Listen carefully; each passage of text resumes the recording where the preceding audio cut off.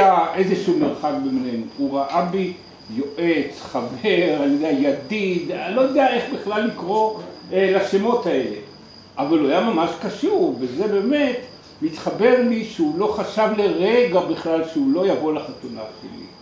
זה ממש מדהים, מקצה הארץ בשבילו, הוא היה אז בלי כסף, אני יודע שהוא היה די תפרן, אבל רק ככה זה חבר, רק ככה זה חבר. הוא הגיע אחרי שהחתונה התחילה, ואז הוא הגיע בדיוק. כן, הוא הגיע בדיוק, וזה היה בשבילי, אני לא יודע, אני לא מאמין באיזה סמל, לא, בשבילי זה היה איזה מין סמל, סימן שהעסק יעבוד. אני לא יודע, זה היה בשבילי יותר מ... זה כמו ברכה מהרבי. כן, מה זה? זה ברכה מציאותית. תשמע, אצלנו 7 חב"דניקים וזה לא עבד. אני לא רוצה לדבר על האורחים, אני לא רוצה לדבר על האורחים שהיו בהלם מוחלט, בהלם... מי שאל קודם, בני יאיר, מה שם משפחתו? זה בכלל לא משנה מה היה, שם משפחתו, כולם קראו לו איך? אברום. אברום וחצי. אברום וחצי. הוא היה גבוה בראש מעל כולם, קראו לו אברום וחצי. הוא הביא את כפר סבא. אני בכל זאת רוצה לקרוא גלויה אחת לזכרו של אברום, בשבילי זה לזכרו עכשיו, ואני רוצה, העוצמה של האגרוף היא לא הייתה גם אגרוף, היא הייתה גם במילים, ותראו מה זאת אומרת.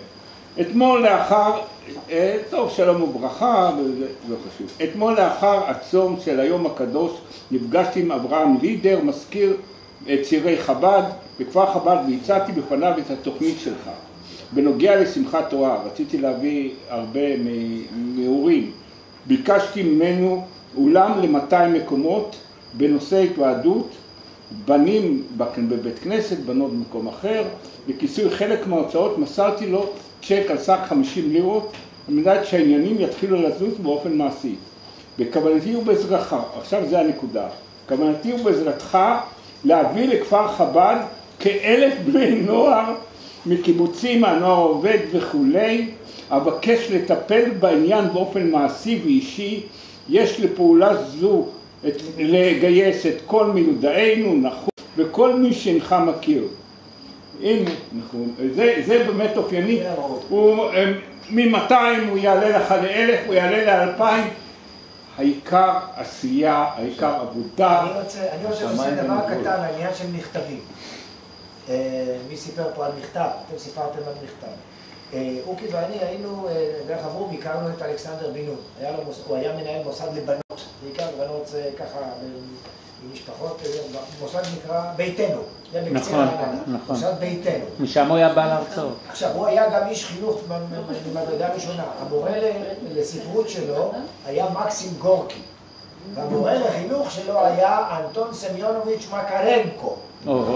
והוא היה, עכשיו הוא היה מפקח ארצי על רשת בתי ספר של חב"ד, חוץ מזה שהוא היה אנחנו הכרנו אותו ובאנו, אנחנו שנינו אנשי חינוך, מורים, באנו אליו מדי פעם, יום אחד הוא אומר, הגיע מכתב מהרבי. אז אם אתם גם מעוניינים לשמוע, ואז מתקיים טקס, זה לא, איך אמרתם, לא סתם צריך, אשתו הדליקה 2 נרות,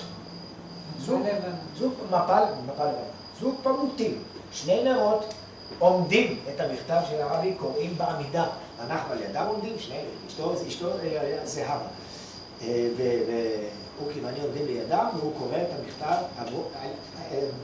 אלכסנדר הגדול, איש חינוך מדהים, באמת, הוא צריך לקבל את האישורים של הרבי על כל מיני דברים שלו. אז קוראים את המכתב בעמידה, זוג נרות דולקים, ככה קוראים את המכתב, זה היה דוגמה קטנה שלי. אני רוצה להגיד עוד דבר, אני שכחתי לספר בסיפורים שלי שהספקתי להקים בית כנסת באורים לפני שעזבתי, ומצאתי אפילו, בקיבוץ הזה יש יוצאי קנדה וארצות הברית מתנועת הבונים, הזכרתם פה את תנועת הבונים, מצאתי שם חזן שממש למד חזנות, אבל הוא לא השתמש בזה, וכתוצאה כנראה השכנוע שלי הוא הסכים להיות לנו חזן.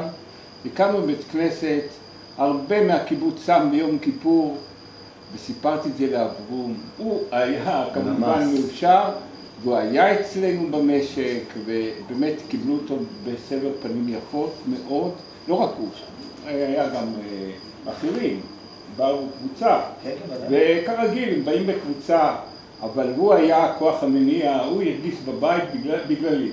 הוא הרגיש ממש בבית, כי הוא, זהו, זה הבית. הוא אומר, תגיד לי, מה עשית לו? שאלו אותי בקיבוץ, מה קישבת אותו שיש לך כזה? אבל רואים שאתם חברים אמיתיים, זה לא איזה ככה מהצגה. רואים, מרגישים. ואני גם הייתי מדבר איתו על קצת דברים אישיים, לא כמוהו, הוא יותר היה פתוח מה שאני, אבל זה לכולם. אדם מיוחד, אדם פשוט מיוחד, והיה לו יתרון אחד שהוא גם הכיר את העולם שלנו, הוא חזר בתשובה. מושקו, אני רוצה, אתם יודעים, אנחנו מדברים על האמת. אבל צריך להגיד כמה... להגיד את כל הדברים, אוי, אבל שכחתי להגיד משהו. יום אחד היה לילה.